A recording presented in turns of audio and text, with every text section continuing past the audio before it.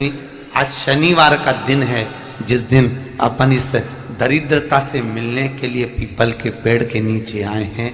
हिंदू धर्म में ये दिन पीपल के वृक्ष के लिए पूजनीय होगा। जो भी शनिवार के दिन पीपल के वृक्ष की पूजन करेगा, दूध चढ़ाएगा या मिष्ठान का भोग लगाएगा, लक्ष्मी और नारायण उसके घर में प्रवेश कर जाएगा।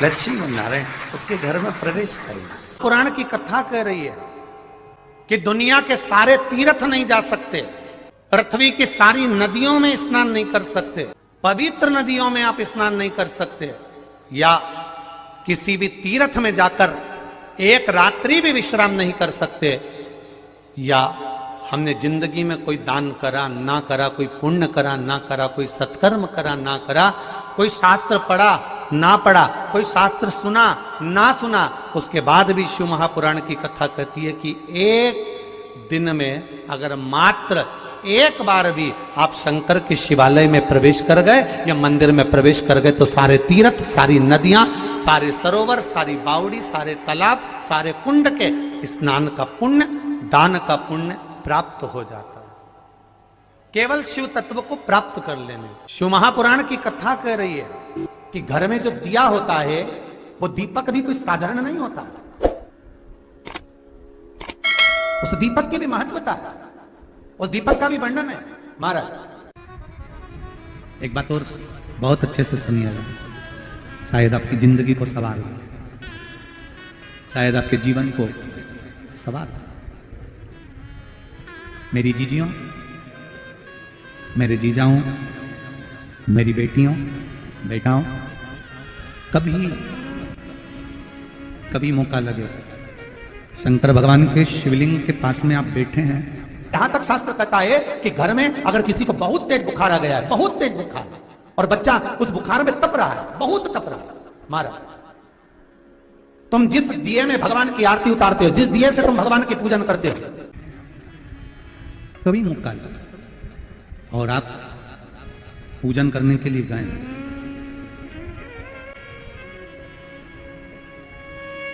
कभी पूजन करने के लिए, और आपको शंकर भगवान के शिवलिंग के पास में या शंकर भगवान के शिवलिंग के ऊपर कनेर का अगर पीला फूल देखा है ना आप लोगों ने, अरे बोलो तो जम के, देखा है? कनेर का यदि पीला फूल शिवलिंग के आसपास में या शंकर भगवान के ऊपर कहीं रखा हुआ भी दिख जाए,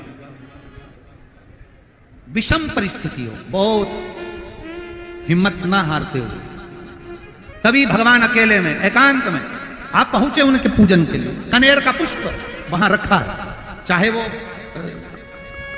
वो जलाधारी पर रखा हो, चाहे वो शिवलिंग के पास में रखा हो, शिवलिंग पर रखा हो, उस कनेर के पुष्प को अगर आप 5 जगह का स्पर्श कराकर अपने हृदय की बात कहकर वापिस महादेव को समर्पित कर देते हो, तो भी मेरा महादेव तुम्हारे दुख का निवारण कर देता है।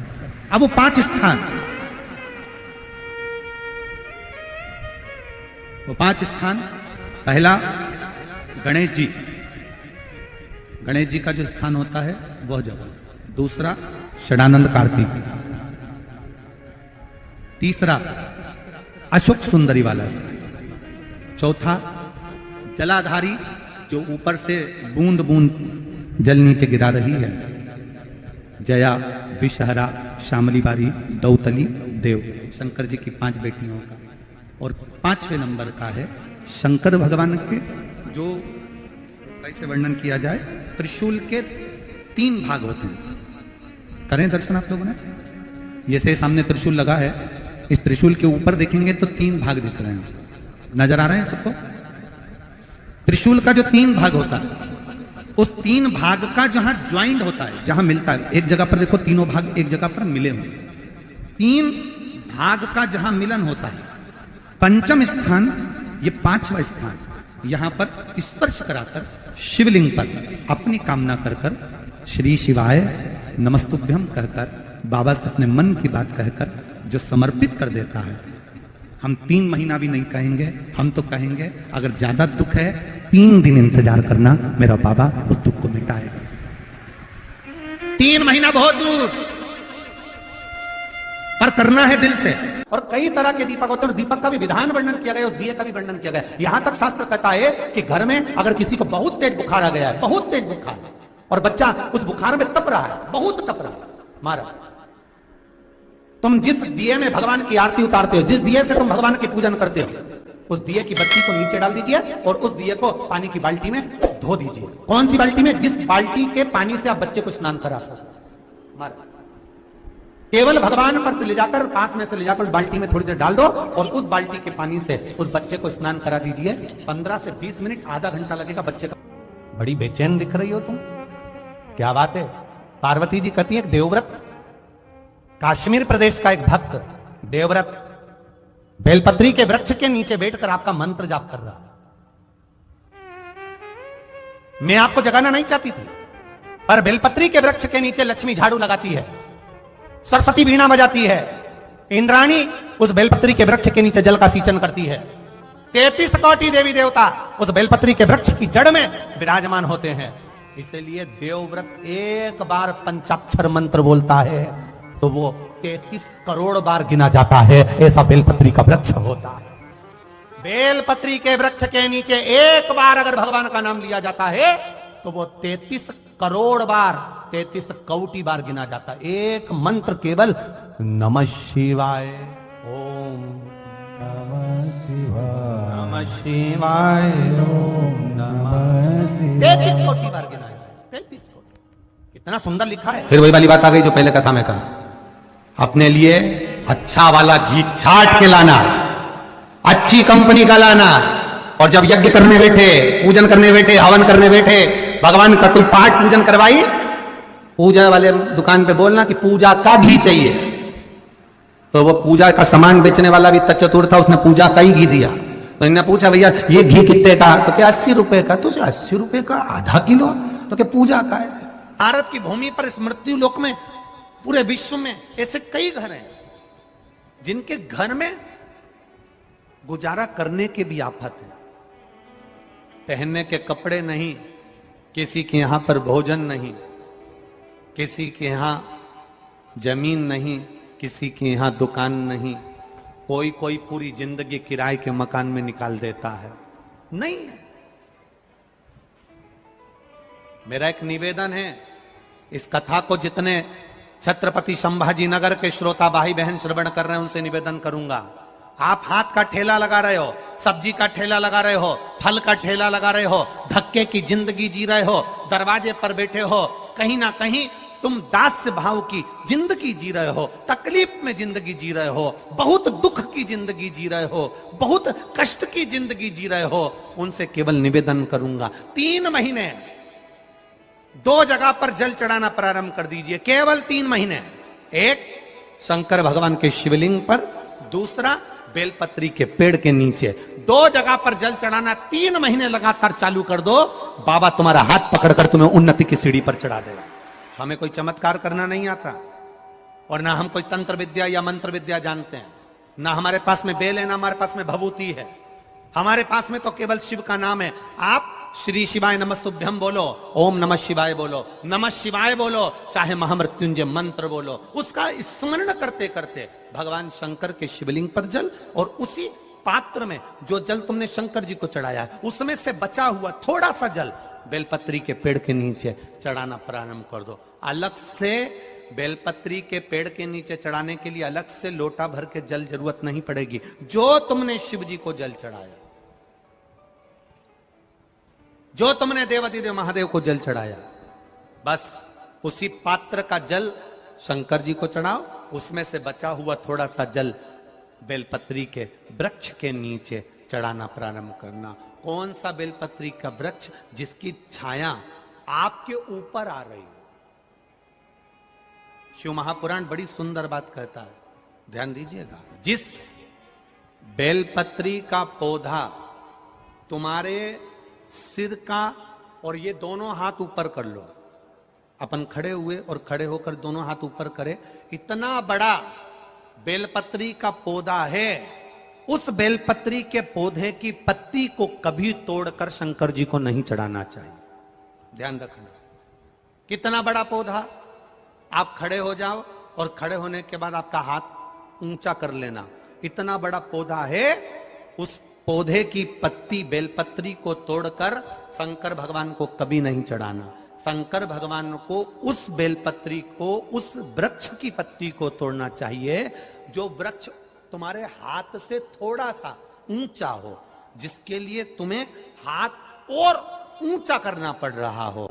जैसे एक बच्चा अपनी मां की गोद में बैठने के लिए दोनों हाथों से उचकता है, आवाज लगाता है, उचकता है, आवाज लगाता है, हाथ ऊपर करता है, तो मां उस बच्चे को गोदी में ले लेती है। उसी तरह उस बेलपत्री के वृक्ष की पत्ती तोड़ना चाहिए जिसने थोड़ी उन्नति कर ली हो, जो थोड़ा ऊंचा हो गया हो। तुम उसको पाने का प्रयास करो तो भगवान भी तुम्हें अपनी गोदी में ले ले। ऐसे वृक्ष की पत्ती तोड़। अब तुम छोटा सा पौधा, बिल्कुल जरा सा पौधा, उसी की पत्ती तोड़कर महादेव को चढ़ाओगे, ये श्रेष्ठता नहीं।